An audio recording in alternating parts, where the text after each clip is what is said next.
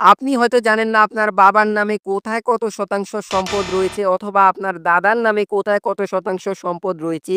So এখন থেকে আপনি চাইলে আপনার হাতে থাকা স্মার্টফোনটা দিয়ে দেখতে পারেন আপনার বাবার নামে কোথায় কত শতাংশ সম্পদ রয়েছে অথবা আপনার বংশের পূর্বপুরুষের নামে কোথায় কত শতাংশ সম্পদ রয়েছে।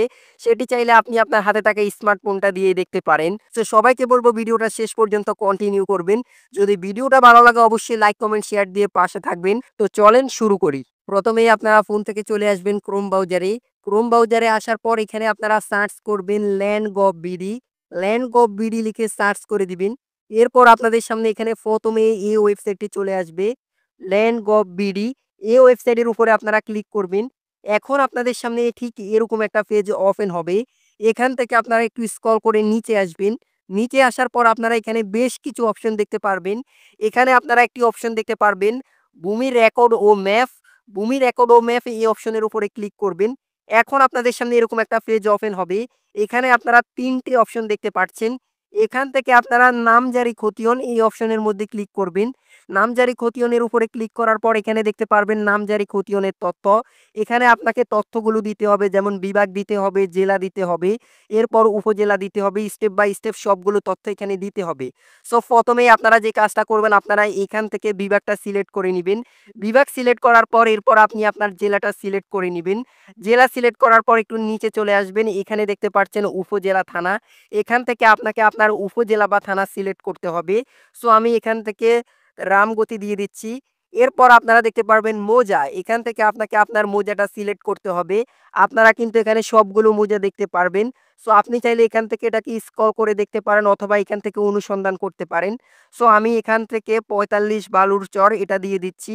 এখান থেকে বালুরচর দিয়ে দিচ্ছি। সো এরপর আপনারা দেখতে পারবেন এখানে খতিয়ানের তালিকা।